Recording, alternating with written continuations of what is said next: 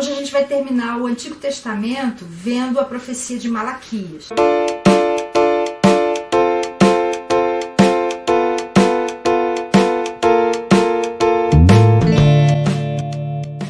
O tema desse livro é a última mensagem do Senhor. E ele se situa entre o capítulo 7 de Esdras e o capítulo 13 de Neemias. O templo já havia terminado de ser reconstruído em 516 a.C.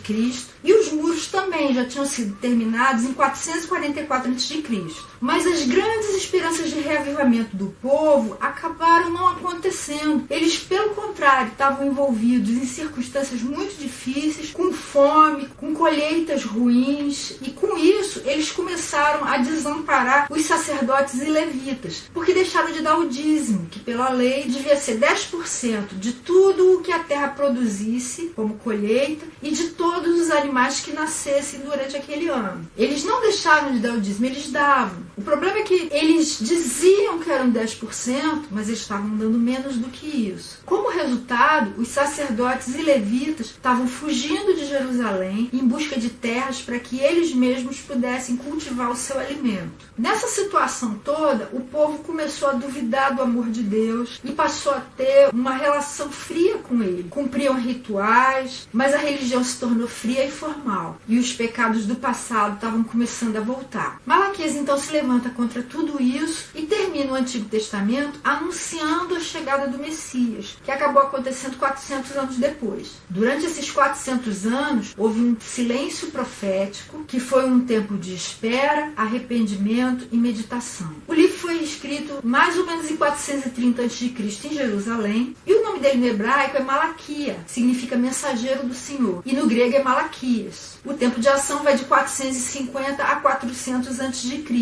E o verso-chave que resume a ideia principal do livro está no capítulo 3, verso 1. Veja, eu enviarei o meu mensageiro que preparará o caminho diante de mim. E então, de repente, o Senhor que vocês buscam virá para o seu templo. O mensageiro da aliança, aquele que vocês desejam, virá, diz o Senhor dos Exércitos. E o livro pode ser dividido como? Eu botei 4 partes. A primeira, que está no capítulo 1 até o verso 5, mostra o amor de Deus por Israel. A segunda, que é a partir do verso 6 do capítulo 1 e vai até o verso 9 do capítulo 2, traz mensagens contra os sacerdotes. A terceira parte, que vai do capítulo 2, verso 10 até o final do capítulo 3, tem mensagens contra todo o povo. E a última parte, que é o capítulo 4, traz o dia do Senhor e o sol da justiça, que é Jesus. E como Jesus pode ser visto aí? Como aquele que foi precedido por Elias. Olha o que está no capítulo 4, versos 5 e 6. Vejam, eu enviarei a vocês o profeta Elias antes do grande e temível dia do Senhor. Ele fará com que os corações dos pais se voltem para seus filhos e os corações dos filhos para seus pais. Do contrário, eu virei e castigarei a terra com maldição. E no Evangelho de Mateus, no capítulo 3, versos 1 e 2, está escrito assim. Naqueles dias surgiu João Batista, pregando no deserto da Judéia.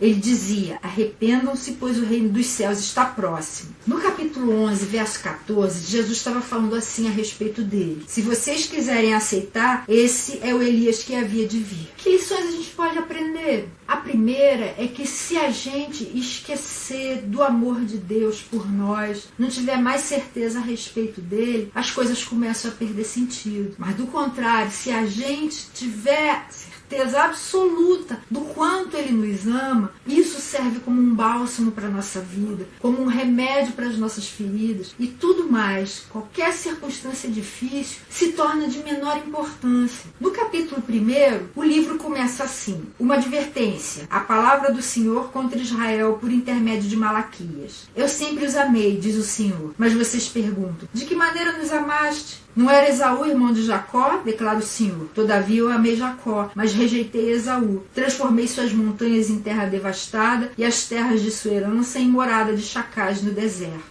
Deus nos ama. E se você duvidar do amor dele, basta você lembrar de quem Jesus é. Jesus é Deus. Ele, apesar de ter criado todas as coisas, resolveu se tornar um de nós. Nascer como um bebezinho, ser perseguido, ter risco de morrer várias vezes ao longo da vida, só com a intenção de nos salvar. Ele veio para cá, desceu do céu para viver como nós, foi Deus conosco, sofreu a beça, nos ensinou o caminho, foi morto morto pelos próprios seres que ele havia criado, no terceiro dia ressuscitou para que pudesse nos ressuscitar junto com ele. Ele pagou o preço na cruz que estava reservado a nós, para que a gente não precise pagar o preço. É assim que Deus nos amou. Ele nos amou se entregando voluntariamente em nosso lugar. E ninguém tem um amor maior do que esse, não. Quando a gente lembra disso, de tudo o que ele sofreu por nós, de tudo que ele fez e continua fazendo e ainda vai fazer por nós, não tem como a gente duvidar do amor dele, não. Todo o nosso sofrimento, por maior que seja, vai ser sempre menor do que aquele sofrimento que ele teve na cruz em nosso favor. Outra lição está no capítulo 1, verso 8.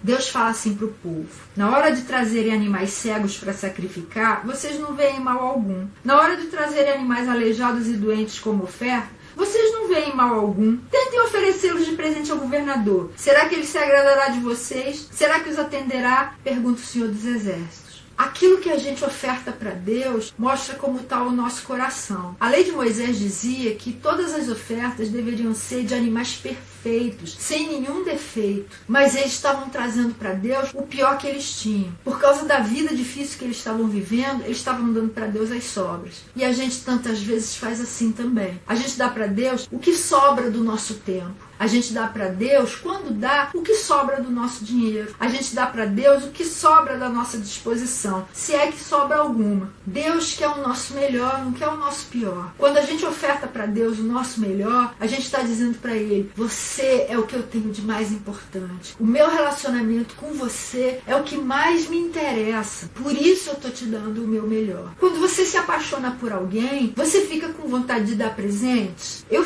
adoro dar presentes pro meu marido. E eu sei que ele gosta de dar presentes pra mim. Mas eu não dou qualquer coisinha, não. Eu penso um tempão. O que eu sei que vai agradar? O que eu sei que ele vai gostar? O que eu sei que vai ser uma surpresa? Que vai trazer alegria pro coração dele? Eu faço assim com os meus filhos também. A gente não dá da sobra pra quem a gente ama, não. A gente dá do melhor. E se for o caso, a gente mesmo fica com o pior. O que é que a gente acha de Deus? Qual é a visão que a gente tem dele? A gente o ama verdadeiramente? A gente tem reverência pelo culto dele? Ou a gente é mesquinho? A gente acha que ele é dono de tudo? Ou a gente é que é o dono? Deus é grande, todo-poderoso? Ou ele é pequeno e tolo? A gente cultua por obrigação e formalidade? Ou a gente presta o nosso culto a ele por gratidão e por prazer? Outra lição está no que Deus está falando no capítulo 2 sobre os descendentes de Levi. Levi era a tribo de Israel que tinha sido separada por Deus para cuidar de todas as coisas relativas ao culto. Templo, os louvores, as ofertas, tudo era a tribo de Levi que cuidava.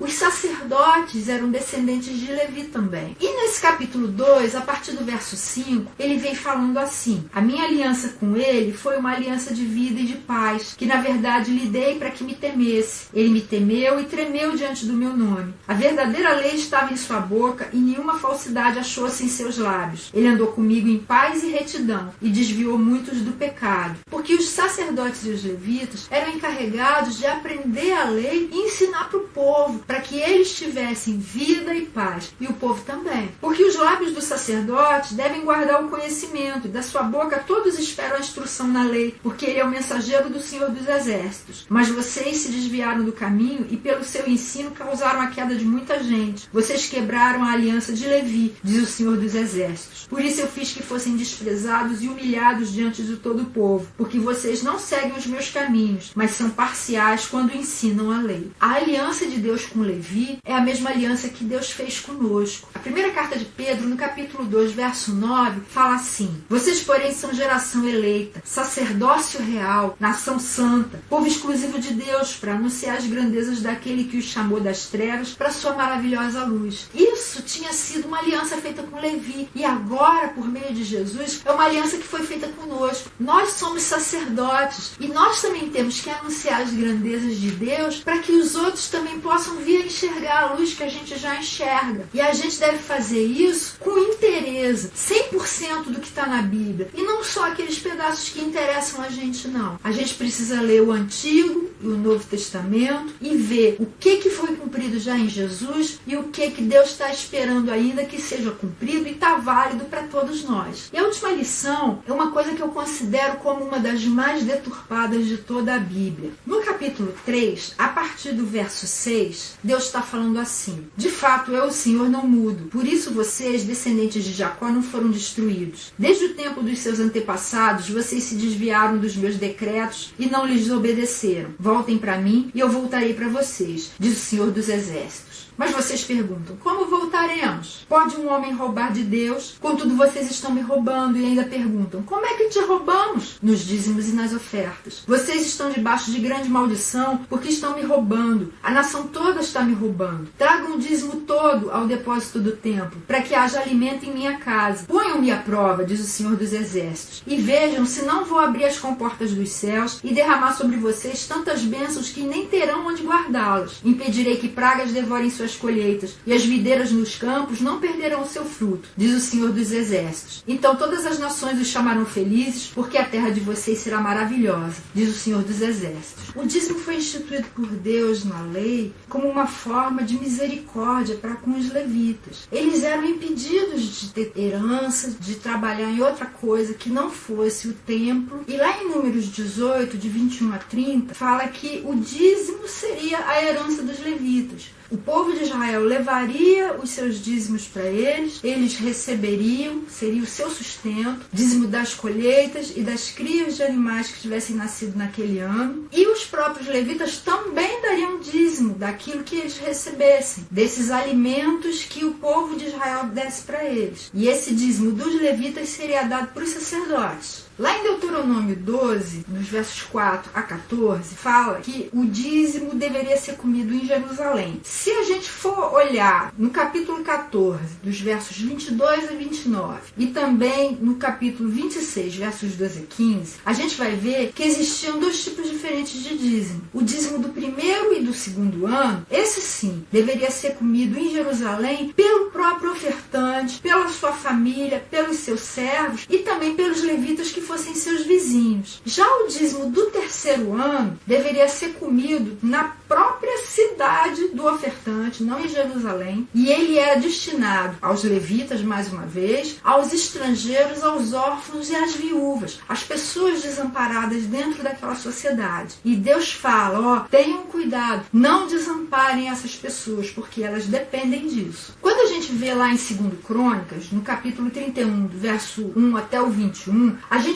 vê a respeito da construção de depósitos, de celeiros, para que os dízimos que fossem mais do que o suficiente para os levitas se alimentarem, pudessem ser estocados em algum lugar. Aí eles constroem esses celeiros e em Neemias 10, de 37 a 39, fala que os levitas é que recolhiam os dízimos dos habitantes de Jerusalém, porque quando eles voltaram do cativeiro, existia praticamente só Jerusalém, sob a supervisão de um sacerdote, e eram estocados nesses depósitos. No capítulo 12 de Neemias, no verso 44 ao 47, mostra como esse sistema vinha funcionando bem. Mas no capítulo 13, de 10 a 14, já fala sobre a falta de sustento. Os judeus, por causa da dificuldade da situação que eles estavam vivendo, de seca, de pouca colheita, estavam dando menos de 10% daquilo que eles estavam colhendo. E estavam ofertando como se fosse 10%. E isso estava fazendo com que os levitas debandassem de Jerusalém à procura de terras onde eles mesmos poderiam cultivar para ter o seu próprio sustento. E lá em Malaquias, esse texto que a gente acabou de ler, foi justamente nesse contexto de Neemias 13. Deus está falando, tragam todo o dízimo e não só parte dele para a casa do tesouro, para que tenha sustento para os levitas e sacerdotes.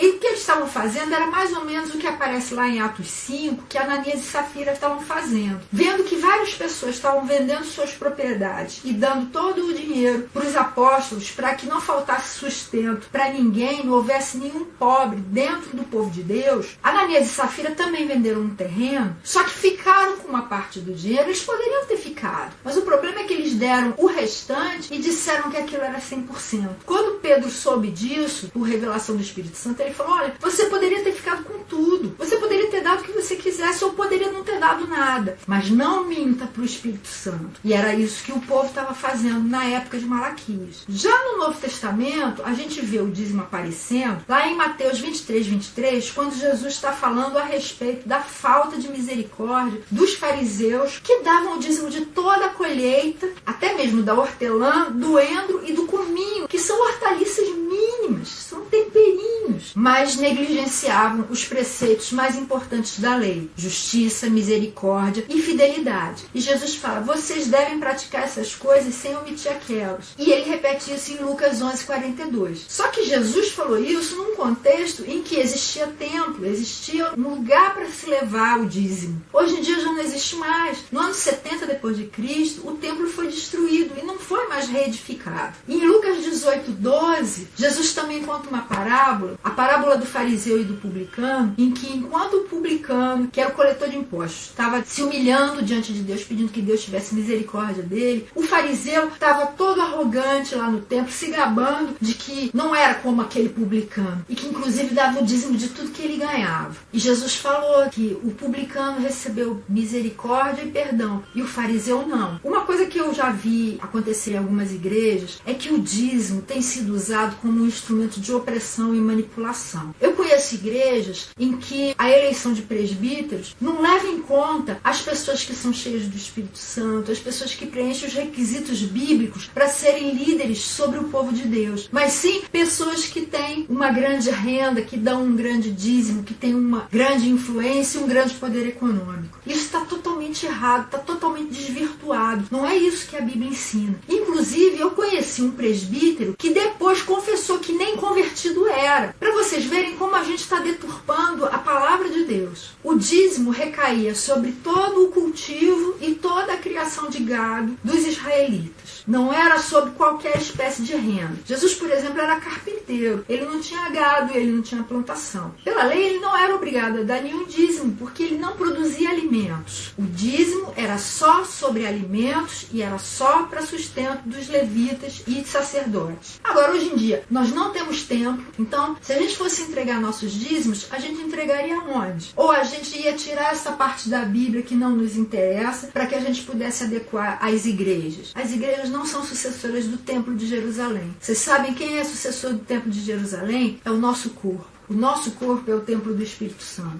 Hoje em dia também nós não temos levitas. Até existem levitas, mas existem levitas que são impedidos de trabalhar? Não. Como todos os outros judeus, eles trabalham. Eles têm a sua fonte de renda. E em 1 de Pedro, como nós já vimos, no capítulo 2, verso 9, todos nós somos sacerdotes. Nesse sentido, todos nós teríamos direito a dízimos. Mas tem algum sentido eu dar o meu dízimo para você, você dar o seu dízimo para mim? Nenhum de nós tem impedimento de trabalhar. Até o apóstolo Paulo, que era judeu, não era da tribo de Levi, ele era da tribo de Benjamim, mas ele era judeu, ele nunca recebeu o dízimo de ninguém. Ele tinha a sua própria ocupação, ele era fazedor de tendas, e muitas vezes ele recebeu ofertas. Algumas eram para ele mesmo, outras eram para que ele levasse para outra igreja que estivesse passando necessidade. Mas ele nunca foi sustentado pelo dízimo de ninguém. E em todo o Novo Testamento, o que você vê, já no novo contexto que Jesus inaugurou, é oferta. Não tem mais dízimo, é oferta. Agora, coisa importante, a oferta é com generosidade, porque você vai ter que usar o seu bom senso, você vai ter que se desapegar de tradições humanas, você vai ter que se submeter a Deus para saber o que Ele quer que você faça, não com 10% não, mas com os 100% que pertencem a Ele, porque o Salmo 24 fala que do Senhor é a terra, tudo que ela contém também é dele. Então, tudo que você é e tudo que você ganha pertence a Deus, Ele é dono de 100%. E você também deve ser alguém cheio de misericórdia, cheio de generosidade, pronto para compartilhar tudo aquilo que Deus tem colocado na sua mão com as pessoas necessitadas. Por isso, se você quiser, liberte-se dessas amarras que estão tentando colocar sobre você a respeito de dízimo. Dízimo é bíblico, porque está no Antigo Testamento, mas não é cristão. O que é cristão é oferta generosa, com sabedoria, buscando em Deus orientação para fazer aquilo que Ele deseja que você faça, com o seu dinheiro, e não só com o seu dinheiro, com todos os seus bens, com todo o seu tempo, com tudo que você tem, com tudo que você é. Esse foi o resumo de Malaquias. Na semana que vem a gente vai começar a ver os livros do Novo Testamento, começando pelo Evangelho de Mateus. Eu espero você lá.